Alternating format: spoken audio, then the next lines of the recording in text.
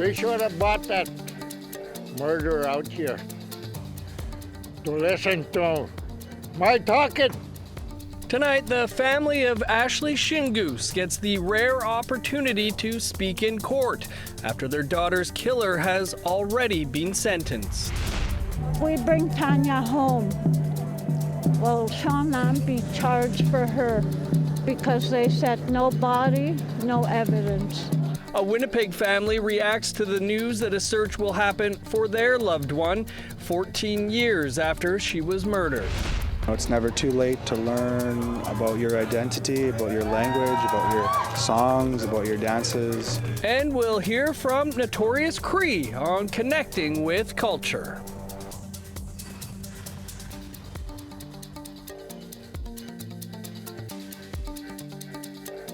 Good evening, I'm Dennis Ward. Welcome to APTN National News.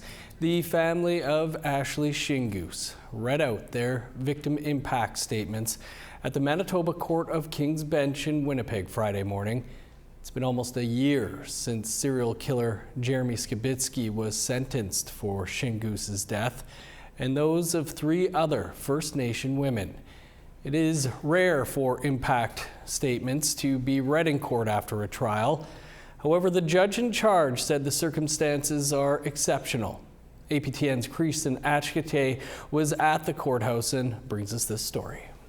It was an emotional day for the family of Ashlee Shingoose, who finally had the chance to read their victim impact statements in court, with Chief Justice Glenn Joyelle calling it a deserved opportunity for the family. Justice Joyelle began by calling the hearing necessary under exceptional circumstances. He added, "It is an opportunity to acknowledge the dignity of Ashlee Shingoose, to acknowledge who she was, where she came from, who she loved, and what was lost through her." A buffalo headdress, a red ribbon dress, and an Ashlee Shingoose banner was in the courtroom to signify her presence in spirit. Shingoose's killer, Jeremy Skibitsky, chose not to attend. Only his lawyer was present. They should have brought that murderer out here to listen to my talking, to listen to me, how I feel. That's what I wanted. Speaking to Justice Joyelle and crying at times, Ashlee's father, Albert, said the court failed him, with Skibitsky not present to hear what he did to their family. "I wish he was here. I would have said to him, he took my Ashlee away. Who is going to look after my grandson and her kids? I am very, very sad and angry. Now we will have to try and explain to my grandchildren what happened to their mom. I'm at a loss." Kyra Wilson, Grand Chief of the Assembly of Manitoba Chiefs, showed her support for the Shingoose family. You know, today was a difficult day to listen and to hear the family's hurt that they're experiencing. In court, Ashlee's mom, Teresa Shingoose, said, "I was really close with my daughter when she came home, and she used to always call me when she was here. Then all of a sudden, nothing. When we got my daughter's jacket a couple days ago from the Winnipeg police, it was a very heavy day for me." The family also lost Ashlee's daughter, 14-year-old Dana Shingoose, during the winter of 2023, when she froze to death back home in St. Teresa Point. She couldn't handle the pain. It put her into unsafe situations, and that's how we lost her. She was just a child, and now she's gone too. The family of Morgan Harris and Mercedes Myron gave their victim impact statements last year in July, before Winnipeg serial killer Jeremy Skibitsky was sentenced life in prison with no chance of parole for 25 years for 4 counts of first-degree murder. At that time, no one spoke for Shingoose in court because her identity was unknown and was given the name Buffalo Woman or Mashkode Bizhiki'ikwe, and police were only able to provide these pictures of a baby fat jacket they believe she wore before her death. Shingoose was positively identified in March of 2025 after investigators found her DNA on a cigarette in Skibitsky's apartment and on her leggings Skibitsky threw away. He also identified her through police photos. Winnipeg police believe after Skibitsky killed Shingoose in 2022, he put her remains in a garbage bin. They also believe Shingoose was his first victim, followed by Morgan Harris, Mercedes Myron, and Rebecca Contois. While the court process is over, the family must now focus on trying to bring Ashlee home and help search the Brady landfill. We will find her, take her home, and have some sort of closure. And the pain, that's what I say, will always be there. I want to thank everybody for their support. I want to thank everyone. Let's keep this love going. We are going to bring her home. We are going to do it together. Mashkode, APTN National News, Winnipeg. Sue Caribou, the aunt of the late Tanya Nepinak, whose remains are also believed to be in the Brady landfill, was also in court to support the Shingoose family. She said today's hearing brought up a lot of memories of the man accused of killing Tanya. Sean Lamb was accused of killing her, but never convicted due to a lack of evidence. He was, however, convicted of manslaughter for killing two other women, Carolyn Sinclair and Lorna Blacksmith. He was sentenced to 20 years in 2013. I'm very overwhelmed today because hearing it in court again, being in court again, and that's the same thing with Sean Lamb. Same, it's like a replay.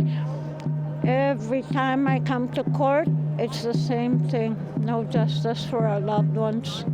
If we bring Tanya home, will Sean Lamb be charged for her? Because they said no body, no evidence. I'm afraid for the next generation. Where is our justice system for the next generation? It's so, we don't have no justice right now. Meanwhile, an unidentified Indigenous woman who was found deceased in a downtown Winnipeg hotel has been gifted the name Mashkode Bizhiki'ikwe, or Buffalo Woman.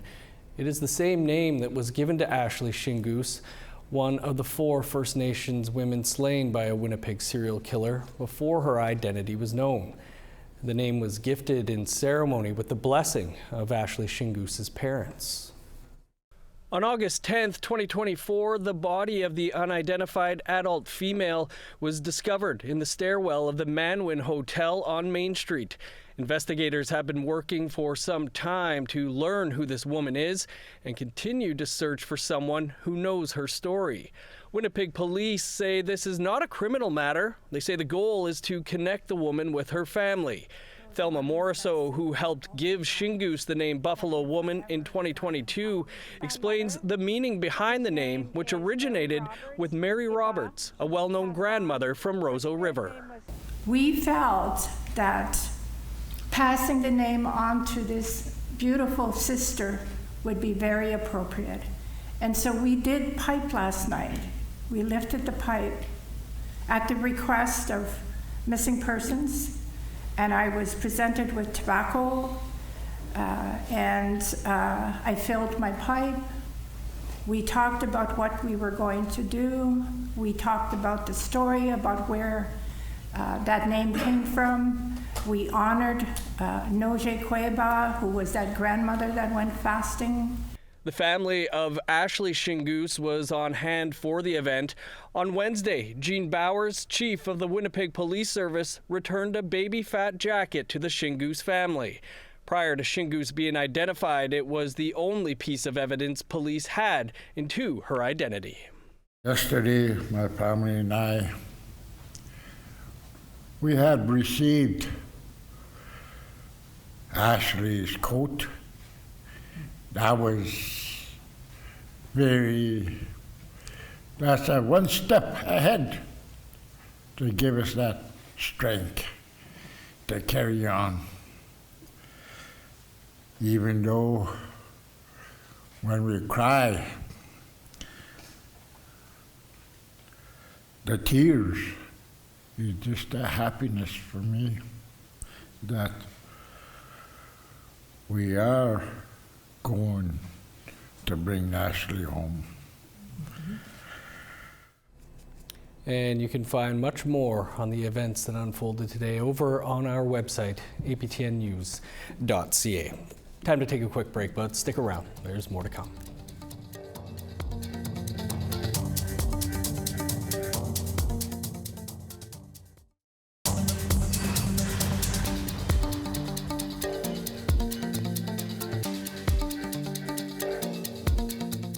Welcome back.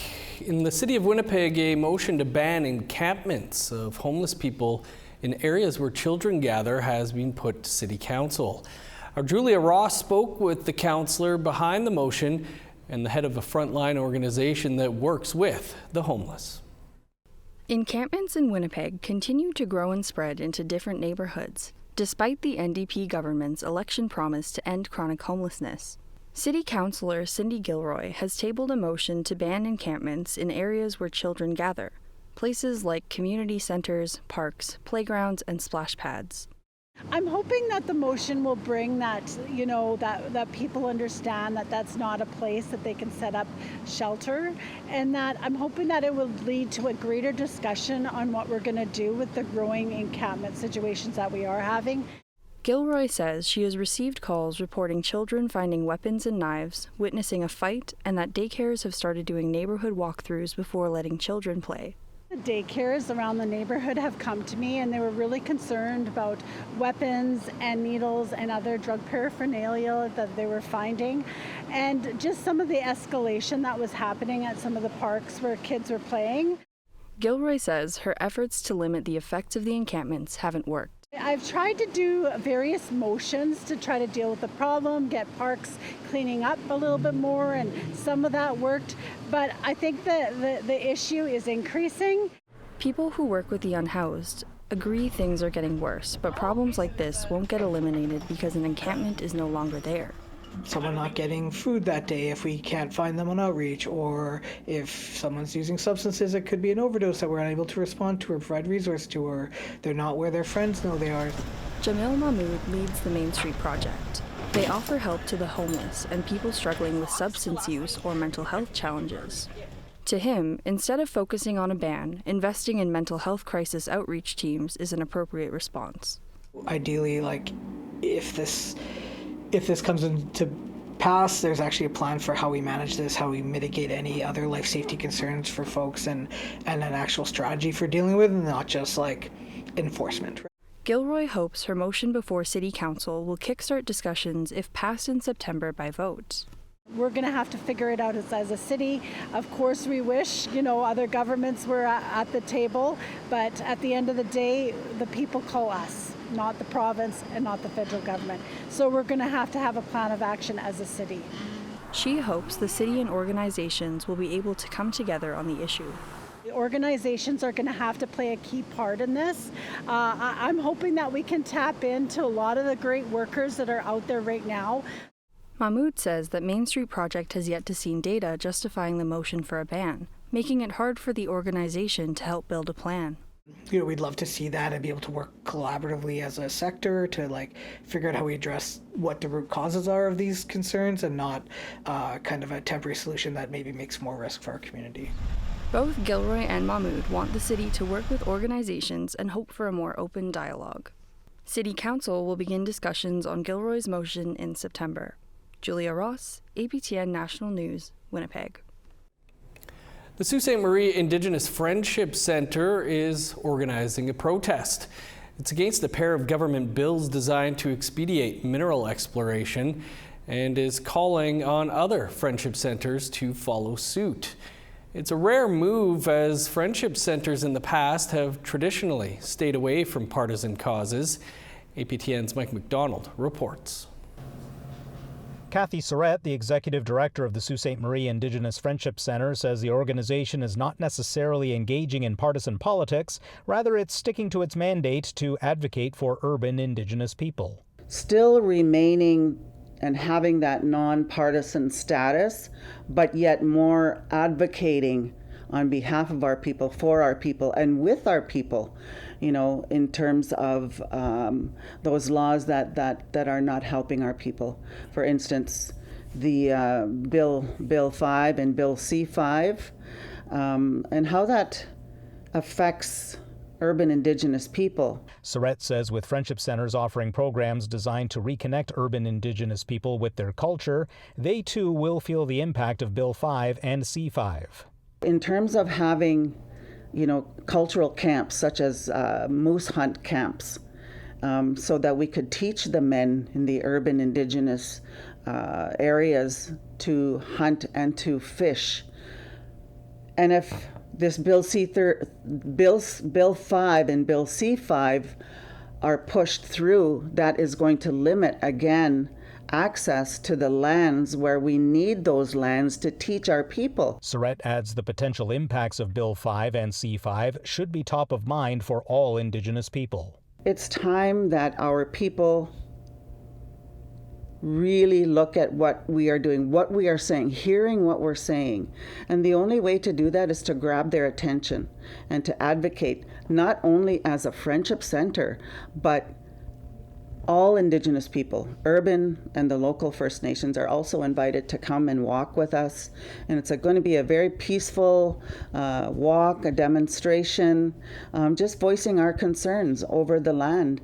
And generally, you know, Indigenous people are stewards of the land, of our waters. And this is going to really impact First Nations as well as urban.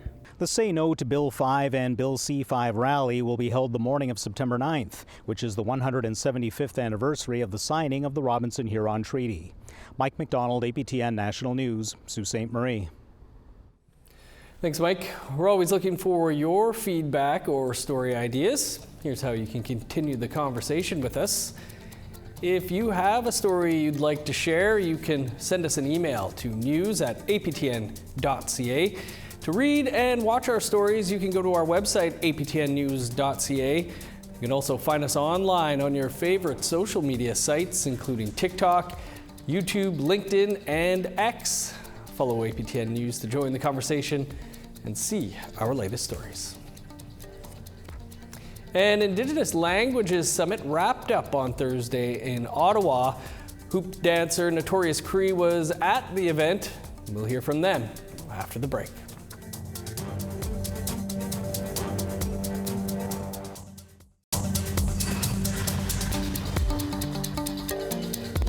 Welcome back. Time now for our photo of the day. Kaya Spence shared this photo of the Northern Lights and Big Dipper constellation as seen from Tatasquiac Cree Nation in northern Manitoba. Thanks, Caius. I wonder if you're named after the band. Send your photos to share@aptn.ca for the chance to be featured as our next photo of the day. Now let's take a look at tomorrow's weather forecast.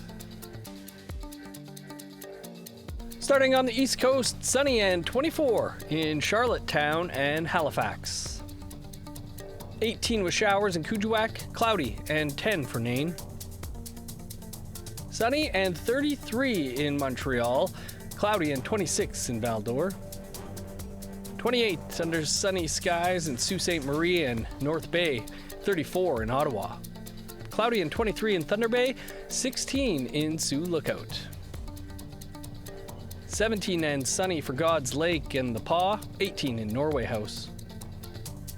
24 under sunny skies in Winnipeg, 21 and sunny in Dauphin. Sunny and 31 in Regina, 24 in North Battleford.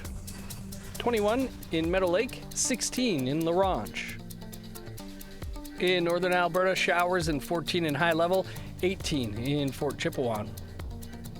24 with rain in Edmonton, sunny and 32 in Medicine Hat. 19 in Vancouver, sun's out and 25 in Kamloops. 20 with showers in Prince George, 16 in Smithers. 10 in Old Crow, rain and 12 for Whitehorse. Sunny and 20 in Yellowknife and Wrigley, 18 in Norman Wells. 7 in Sax Harbor, sunny and 12 in Paulatuck. 13 in Baker Lake and Chesterfield, 15 in Arviat. 6 in Resolute and Igloolik.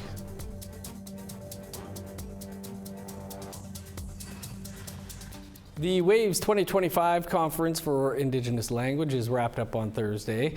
The conference celebrated the revitalization of Indigenous languages and Indigenous culture. Our reporter Savannah Craig spoke with a hoop dancer who hopes to inspire Indigenous youth to reconnect to their culture.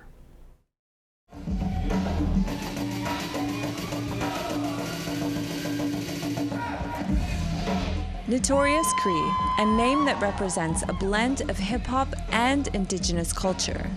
That's just what this dancer does. Known personally as James Jones, Notorious Cree is one of the top 5 hoop dancers in the world. I started out as a street dancer, hip-hop dancer, and when I started doing traditional hoop dancing, when I would do youth shows, I would kind of blend those two cultures together. So I would blend some of the hip-hop with the hoop dancing. Jones says his hoop mentor encouraged him to intertwine the two. I never grew up entrenched in culture. I moved from my community, I moved to Edmonton, moved to the inner city as a young Native kid, and found hip hop and found all these other outlets to kind of express myself. And when I found hoop dancing, it was like kind of my way back to my culture, and that led me to powwows, to ceremonies, and things that had been missing in my life for a number of years. Jones hails from Tall Cree First Nation in Treaty 8 territory, northern Alberta. He took his experience reconnecting to his culture from performing in public to the internet. Apps like TikTok can be used as a tool to share, educate, and share my storytelling and as well as my dancing. I had a lot of youth reaching out saying, hey, can you share more about the context behind some of the dances and, some of the words you're saying in your language, He says sharing this content can also help reduce stereotypes about Indigenous people. What they see in the media, Dances with Wolves and Pocahontas and all these Disney TV shows, but, when they actually see that we're just regular people, we have doctors, we have lawyers, we have educators, we have people working in all these institutions, they can see us from that human being side instead of just the Hollywood version that they see a lot. He encourages those who are seeking to reconnect to their culture to just do so. It's never too late to learn about your identity, about your language, about your songs, about your dances. Savannah Craig, APTN National News, Ottawa. Pretty cool stuff. Do you know who else is also cool? Kim Sullivan. And she's back in the host chair this week for Nouvelle Nationale. Hey Kim, what can we expect tonight? Hey Dennis, happy to be back in studio for tonight's French broadcast. There's an update about the controversy with the elections for the Mohawk Council of Kanesatake, but also a first space mission for the province of Quebec, first in Canada since 1998, has ties to an Indigenous community here. Plus, it was a resounding success for the 35th edition of the First Peoples Festival, and we share one of the highlights. You get all that, and you get to meet our new journalist. It's happening tonight, 6:30 Eastern. Don't miss it. Looking forward to it all. Thanks, Kim. You can catch Kim right here in just a few minutes' time. It's all the time we have for your APTN National News for this Friday. Tune in tomorrow at 6 p.m. Eastern Time, though, for APTN National News Weekend. And never miss a story by visiting our website, aptnnews.ca. I'm Dennis Ward. Marcy Miigwech, thanks for being with us. Stay tuned. Kim is up next. Have a good night.